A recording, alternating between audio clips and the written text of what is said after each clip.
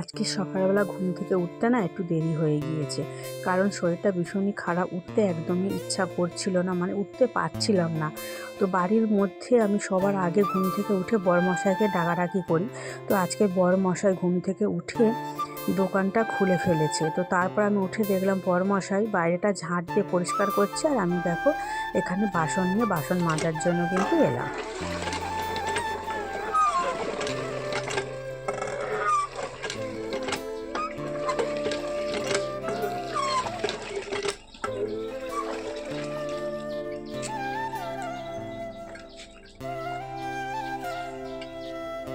শুভ সকাল আমার প্রিয় বন্ধুরা, তোমরা সবাই কেমন আছো? আশা করছি তোমরা সবাই খুব ভালো আছো। বাদনামারার ছোট্ট একটা গ্রাম থেকে আমি পূজা তোমাদের সবাইকে স্বাগত জানাচ্ছি পূজার ব্লগ চ্যানেলে। সবাই ভিডিওটা প্রথম থেকে শেষ পর্যন্ত দেখো, অবশ্যই ভালো লাগবে তোমাদের।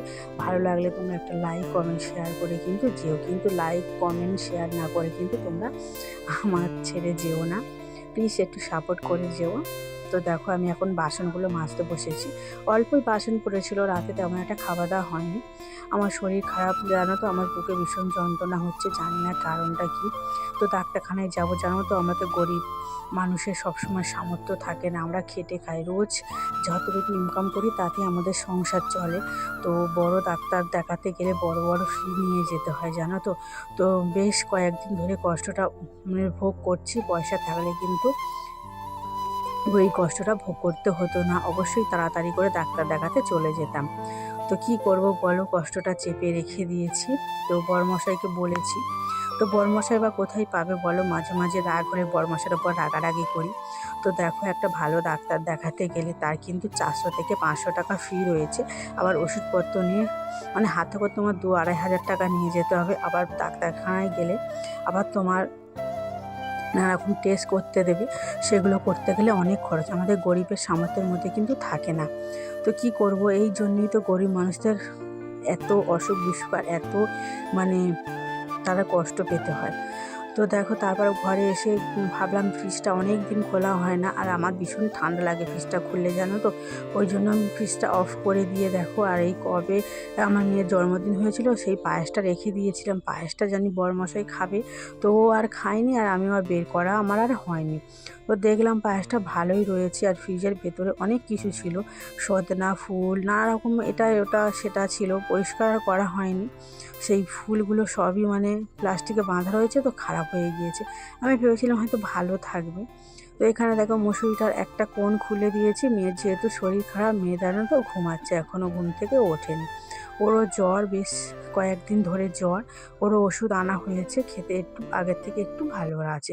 এখানে দেখো ঠাকুরকে পুজো দেওয়া হয়ে গিয়েছে, সকাল সকাল মালা কিনে নিয়ে বড়মশাই দেখো ঠাকুরকে পুজোটা করে নিয়েছে। এই হচ্ছে আমার ঘরের লক্ষ্মী নারায়ণ। আছে কৃষ্ণ রয়েছে, মা কালী রয়েছে, গঙ্গা দেবী রয়েছে, সবই দেবতারা রয়েছে।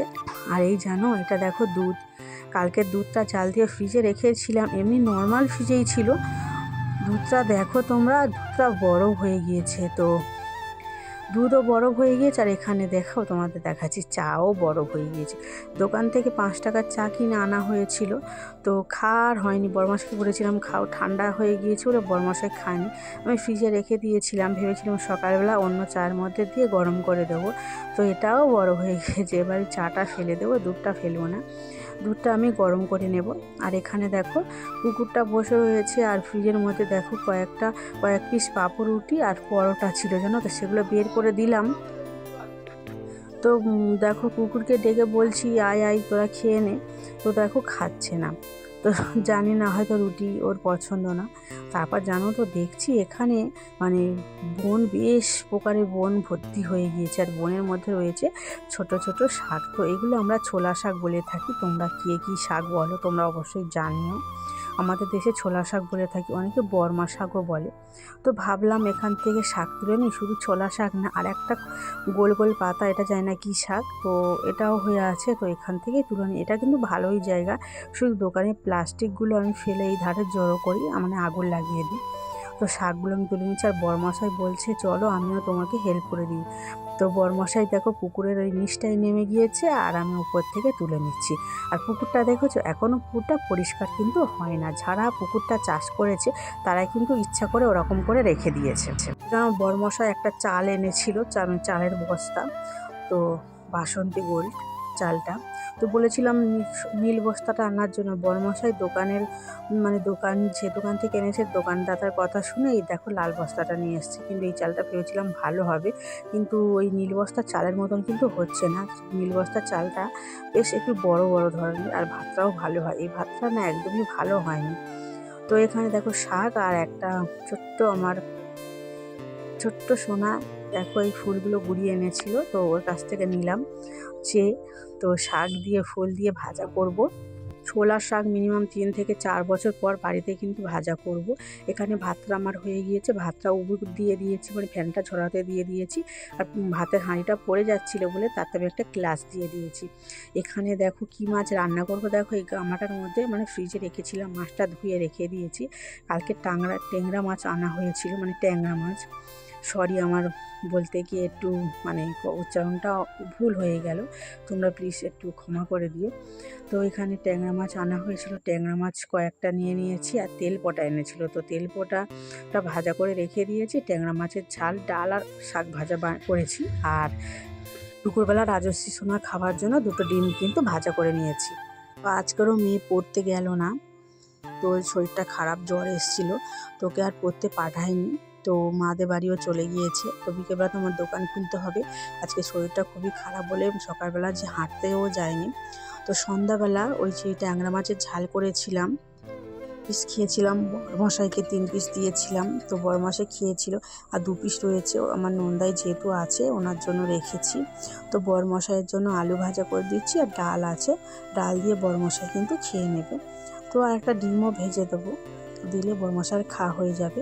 তো এখানে দেখো আমি আলুটা কেটে নিয়েছি সরু সরু করে।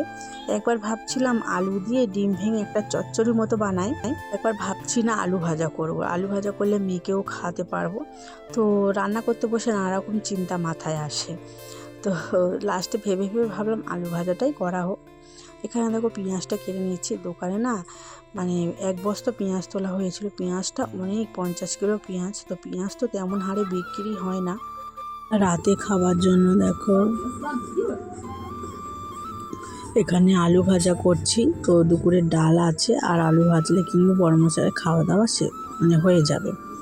তো এখানে দেখো আলুটা বেশ লাল লাল করে ভাজা করব অল্প তেলে। তো আমার রাতের মুড়ি খাওয়া হয়ে গিয়েছে, ঝুড়ি ভাজা দিয়ে মুড়ি জল দিয়ে ভিজিয়ে খেয়েছি। তো এখানে দেখো আলুটা খুব সুন্দরভাবে ভাজা করব। তো 9:30টার সময় দোকান বন্ধ করেছি, তারপর কিন্তু মাদের বাড়ি থেকে মেয়েকে এনেছি।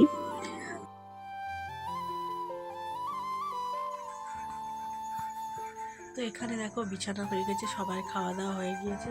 মেয়ের দেখো জ্বর এসছে, ওকে এই মাত্র ওষুধ খাওয়ালাম। আর বরমশাই তো একদম ঘুমিয়ে গেছে। আমি দেখো এবার বিছানাটা করে নেবো, মানে মশারিটা টাঙিয়ে নেবো। তো আজকে ভিডিওটা এখানে শেষ করছি, কাল অবশ্যই তোমার সাথে দেখা হবে। টাটা বাই বাই, সবাই ভালো থেকে সুস্থ থেকে, গুড নাইট।